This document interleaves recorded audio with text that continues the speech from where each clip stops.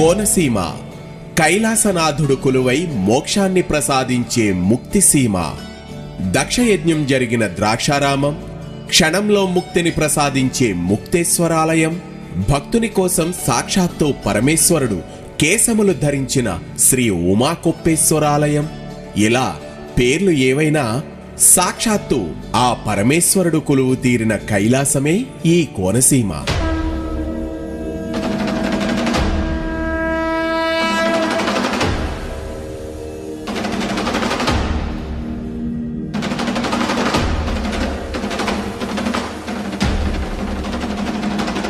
రుద్రనమకం మనకు ప్రసాదించిన ఏకాదశి రుద్రాక్ష మంత్రం విశ్వేశ్వరాయ మహాదేవాయ త్రయంబకాయ త్రిపురాంతకాయ త్రికాగ్నికాలాయ కాలాగ్నిరుద్రాయ నీలకంఠాయ మృత్యుంజయాయ సర్వేశ్వరాయ సదాశివాయ శ్రీమన్ మహాదేవాయ నమః అనగా ఈ కోనసీమలో శివుడు విశ్వేశ్వరుడిగా, మహాదేవుడిగా, త్రయంబకుడిగా, త్రిపురాంతకుడిగా, త్రికాగ్ని కాలుడుగా, కాలాగ్ని రుద్రుడుగా, నీలకంఠుడుగా, మృత్యుంజయుడుగా, సర్వేశ్వరుడుగా, సదాశివుడిగా, శ్రీమన్ మహాదేవుడిగా మనకు ఈ 11 అవతారాలతో ఏకాదశ రుద్రులుగా దర్శనమిస్తాడు.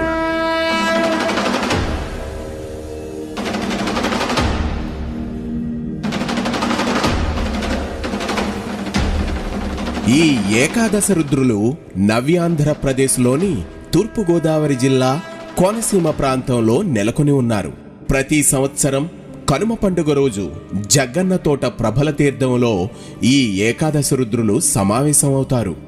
అలా సమావేశమైన ఏకాదశ రుద్రులను ఒకే చోట చూస్తే మంచిదనే విశ్వాసంతో వేలాది మంది భక్తులు జగ్గన్న తోటకు విచ్చేస్తారు. ఈ ఏకాదశ రుద్రులలో మొదటివాడు విశ్వేశ్వర రుద్రుడు వ్యాఘ్రేశ్వరం. ఈ గ్రామానికి వ్యాఘ్రేశ్వరం అనే పేరు ఎలా వచ్చింది అంటే, ఒక పులి బ్రాహ్మణుడిని వేటాడేందుకు ప్రయత్నించింది. అతను గొప్ప శివభక్తుడాయే. పులి తరుముతున్న తరుణంలో భయపడి అతను చెట్టుపైకెక్కి శివనామ జపం చేస్తాడు. అతను జపం చేస్తున్నప్పుడు అతను ఆకులను కోసి చెట్టు కింద ఉన్న పులి మీద వేస్తాడు. కొద్దిసేపటి తర్వాత పులి పూర్తిగా ఆకులతో కప్పబడి కదలలేకుండా ఉంటుంది. అప్పుడు బ్రాహ్మణుడు మెల్లగా చెట్టు మీద నుండి క్రిందకు దిగి పులిపై ఉన్న ఆకులను తీసివేస్తాడు. ఆశ్చర్యకరంగా పులిని దేవతలు ఆశీర్వదించి శివలింగంగా మార్చారు. ఇక్కడ పులి అనగా సంస్కృతంలో వ్యాఘ్రము. అందుకే ఈ ఊరికి వ్యాఘ్రేశ్వరము అనే పేరొచ్చింది. ఇక్కడ పరమేశ్వరుడు శ్రీ బాలా త్రిపుర సుందరి సమేత వ్యాఘ్రేశ్వర స్వామిగా దర్శనమిస్తారు. ఈ వ్యాఘ్రేశ్వరం అమలాపురానికి కేవలం 13 కిలోమీటర్ల దూరంలో ఉంది.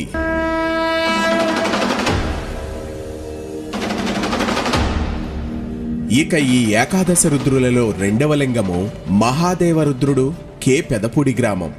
ఇక్కడ స్వామివారు శ్రీ పార్వతీ సమేత మేనకేశ్వర స్వామిగా దర్శనమిస్తారు. ఇక్కడ స్వామివారి స్థల పురాణం ప్రకారం పూర్వకాలంలో విశ్వామిత్రుని తపోభంగం చేసిన తరువాత మేనక స్వర్గానికి వెళ్లడానికి ప్రయత్నించగా ఆమె వెళ్లలేకపోతుంది. అప్పుడు శివునిని ప్రార్థించగా ఆయన ఒక శివలింగాన్ని మేనకకిచ్చి ఆ ప్రదేశంలో ప్రతిష్ఠింపమని చెబుతాడు. మేనక ఆ లింగాన్ని కృష్ణరాయుడు పెదపూడి అనగా కె పెదపూడి గ్రామంలో ప్రతిష్ఠించి స్వర్గానికి వెళ్ళిందని పురాణ కథ. మేనకచే ప్రతిష్ఠింపబడుటచే మేనకేశ్వర స్వామి అని పిలువబడుతుంది. ఈ పెదపూడి గ్రామం ముందు మనం దర్శించుకున్న వ్యాఘ్రేశ్వర స్వామి దేవాలయానికి కేవలం 5 కిలోమీటర్ల దూరంలో ఉంటుంది. ఈ ఏకాదశ రుద్రులలో మూడవ లింగము త్రయంబకేశ్వరుడు ఇరుసుమండ గ్రామం. ఇక్కడ శ్రీ బాలా త్రిపుర సుందరి సమేత ఆనందరామేశ్వర స్వామిగా భక్తులకి స్వామివారి దర్శనమిస్తారు. పురాణగాథ ప్రకారం రావణుని సంహరించిన తరువాత శ్రీరామచంద్రులు వారు సీతాలక్ష్మణ సమేతుడై పుష్పక విమానంలో అయోధ్యకు వెళుతూ ఉండగా మార్గమధ్యంలో ఇరుసమండ వద్ద వారి విమానం కదలకుండా నిలిచిపోయిందట. అప్పుడు శ్రీరామచంద్రులు వారు శివుని ప్రార్థించి ఇక్కడ ఒక శివలింగాన్ని ప్రతిష్ఠించినని, అప్పుడు వారి పుష్పక విమానం ముందుకు కదలగా వారందరూ ఆనందభరితులయ్యారట. రామునిచే ప్రతిష్ఠింపబడినది కావున రామేశ్వరుడని, అందరికీ ఆనందదాయకమగుటచే ఆనందరామేశ్వరుడని పిలువబడుతున్నాడు. ఈ ఇరుసుమండ గ్రామం ముందు మనం దర్శించుకున్న కే పెదపూడి గ్రామానికి కేవలం 5 కిలోమీటర్ల దూరంలో ఉంది.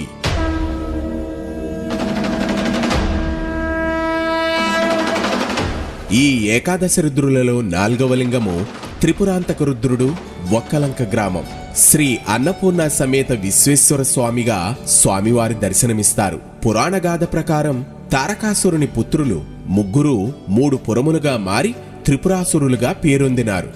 దేవతలందరూ త్రిపురాసురులను సంహరింపమని శివుని ప్రార్థించగా వారిని శివుడు సంహరించి ఒక్కలంక గ్రామంలో శివలింగ రూపంలో ఆవిర్భవించినని పురాణగాథ.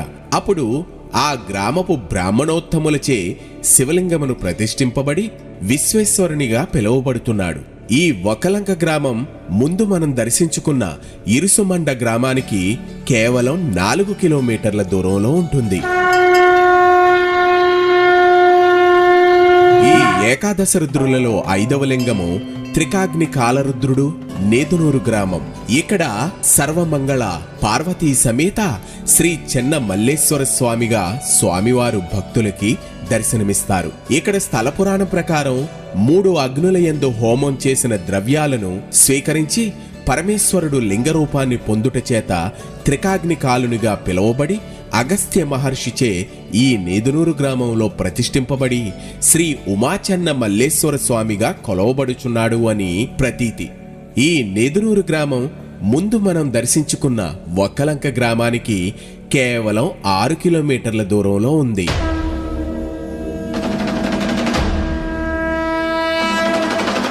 ఈ ఏకాదశ రుద్రులలో 6వ లింగము కాలాగ్ని రుద్రుడు, ముక్కామల గ్రామం. ఇక్కడ బాలా త్రిపుర సుందరీ సమేత శ్రీ రాఘవేశ్వర స్వామిగా కొలువుతీరి భక్తులకు దర్శనమిస్తున్నారు స్వామివారు. ఇక్కడ స్వామివారి చరిత్ర ప్రకారం రావణ సంహారం తర్వాత అగస్త్య మహాముని అయోధ్యకు వెళుతున్న శ్రీరామునిచే ఈ ప్రదేశంలో శివలింగాన్ని ప్రతిష్ఠింపజేసెను అని ఆ కాలాగ్ని రుద్రుడు శ్రీరామచంద్రునకు దివ్యాస్త్రాలను, ఖడ్గం ప్రసాదించినట. రాఘవునిచే ప్రతిష్ఠింపబడుట వల్ల రాఘవేశ్వర స్వామి అని పిలువబడుచున్నాడని, మరియు పాండవులు వనవాసం చేసేటప్పుడు శివుడు అర్జునుని పరీక్షింపదలిచి కిరాతుని వేషంలో అర్జునుని ధైర్య పరాక్రమాలను చూచి పాశుపతాస్త్రం ప్రసాదించినని, ఆయనే ఈ కాలాగ్ని రుద్రుడని మరొక కథ ప్రచారంలో ఉంది. ఈ ముక్కామల గ్రామం ముందు మనం దర్శించుకున్న నేదునూరి గ్రామానికి కేవలం 5 కిలోమీటర్ల దూరంలో ఉంది. ఈ ఏకాదశి రుద్రులలో 7వ లింగము నీలకంఠ రుద్రుడు, మొసలపల్లి. ఈ గ్రామంలో శ్రీ బాలా త్రిపుర సుందరి సమేత అనంత భోగేశ్వర స్వామిగా స్వామివారు దర్శనమిస్తున్నారు. ఇక్కడ స్థల పురాణం ప్రకారం దేవతలు, రాక్షసులు క్షీరసాగర మథనం సమయంలో వెలువడిన విషవాయువులను శివుడు తన కంఠమునందు నిక్షిప్తం చేసుకుని నీలకంఠుడైనాడు. ఆ గరళకంఠుడే మొసలపల్లి గ్రామమునందు లింగరూపమును ఆవిర్భవించనని, తనను కొలిచిన వారికి అనంత భోగాలను అందించేవాడు అని, అనేక భోగులు అనగా పాములను ఆభరణములుగా ధరించినవాడు అగుట వల్ల అనంత భోగేశ్వర స్వామిగా పిలువబడుతున్నాడు అని స్థల పురాణం. ఈ మొసలపల్లి గ్రామం ముందు మనం దర్శించుకున్న ముక్కామల గ్రామానికి కేవలం 4 కిలోమీటర్ల దూరంలో ఉంటుంది.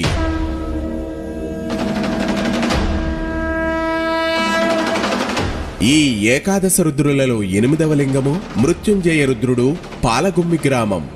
ఇక్కడ స్వామివారు శ్యామలాంబ సమేత శ్రీ చెన్న మల్లేశ్వర స్వామిగా దర్శనమిస్తారు. పురాణ కథ ఆధారంగా ఇక్కడ శివుడు అర్ధాయుష్కుడైన మార్కండేయుని మృత్యుముఖము నుండి రక్షించి యమునుని జయించి మృత్యుంజయుడయ్యను. ఈ మృత్యుంజయ రుద్రుడు పాలగుమ్మి గ్రామంలో లింగరూపంలో ఆవిర్భవించి చెన్న మల్లేశ్వర స్వామిగా పిలువబడుచుండెనని ప్రతీతి. ఈ పాలగుమ్మి దేవస్థానం ముందు మనం వెళ్లిన మొసలపల్లి గ్రామానికి కేవలం 4 కిలోమీటర్ల దూరంలో ఉంది. ఇక ఈ ఏకాదశ రుద్రులలో 9వ లింగము సర్వేశ్వర రుద్రుడు, గంగలకుర్రు అగ్రహారం గ్రామం. ఇక్కడ స్వామివారు ఉమాపార్వతీ సమేత శ్రీ వీరేశ్వర స్వామివారిగా భక్తులకి దర్శనమిస్తారు. దక్షిణ యజ్ఞంలో సతీదేవి తండ్రి చేసిన అవమానాన్ని భరించలేక తన కాలితో నేలపై వ్రాయటం వల్ల ఏర్పడిన అగ్నిజ్వాలల్లో కాలి బూడిదైనప్పుడు శివుడు ఆగ్రహించి ఉగ్రరూపుడై నృత్యము చేసి తన జటాజూటములలో ఒక జటను తీసి నేలపై కొట్టుట వల్ల శివాంశ సంభూతుడైన వీరభద్రుడు జన్మించి దక్షయజ్ఞాన్ని ధ్వంసం చేశాడు. ఉగ్రరూపుడైన శివుడు వీరేశ్వర స్వామిగా లింగరూపమున గంగలకుర్రు అగ్రహారంలో వేద పండితులైన బ్రాహ్మణోత్తములచే ప్రతిష్ఠింపబడెను అని స్థలపురాణ సారాంశం. ఈ గంగలకుర్రు అగ్రహారం ముందు మనం దర్శించుకున్న పాలగుమ్మి గ్రామానికి కేవలం 2 కిలోమీటర్ల దూరంలో ఉంది.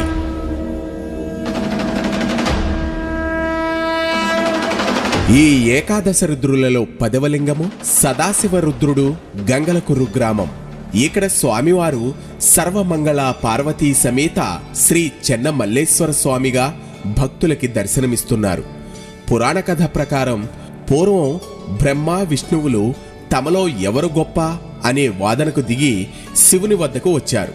అప్పుడు శివుడు ఆద్యంతము లేని లింగరూపమును ధరించి బ్రహ్మను తన శిరస్సును చూచి రమ్మనెను, విష్ణువును తన పాదాలను చూచి రమ్మనెను. విష్ణువు శివుని పాదములను కనుగొనలేక తిరిగి వచ్చి నేను చూడలేకపోయితినని చెప్పాను. కాని బ్రహ్మదేవుడు మాత్రం శివుని శిరస్సు చూడకపోయినను ఒక ఆవును మొగలి పువ్వును సాక్ష్యము తెచ్చుకొని తాను శివుని శిరస్సు భాగము చూచితనని అబద్ధము చెప్పాను. శివునికి ఆగ్రహం వచ్చి బ్రహ్మకు పూజా పునస్కారములు లేకుండా ఉండాలి అని శపించి విష్ణువే అగ్రగణ్యుడని చెప్పాను. ఆ లింగధారి అయిన సదాశివుడు గంగలకురు గ్రామంలో వేద పండితులైన బ్రాహ్మణోత్తములచే ప్రతిష్ఠింపబడిను అని పురాణ సారాంశం. ఈ గంగలకురు గ్రామం ముందు మనం దర్శించుకున్న గంగలకుర్రు అగ్రహారానికి కేవలం 4 కిలోమీటర్ల దూరంలో ఉంది.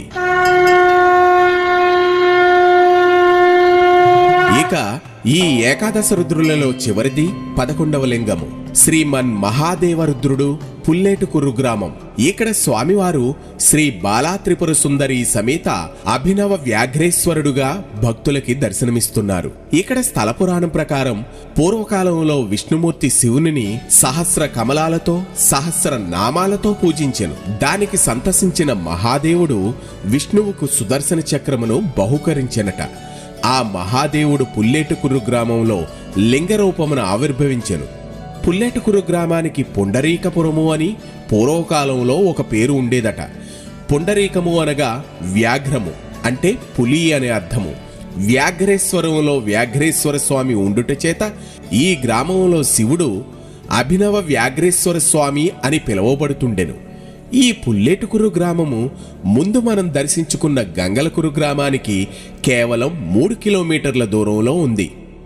ఈ 11 ఏకాదశ రుద్రులను ఏకకాలంలో ఒకే రోజున దర్శించిన ఏకాదశ రుద్రాభిషేకం చేసిన ఫలము కలుగును అని పురాణగాథ.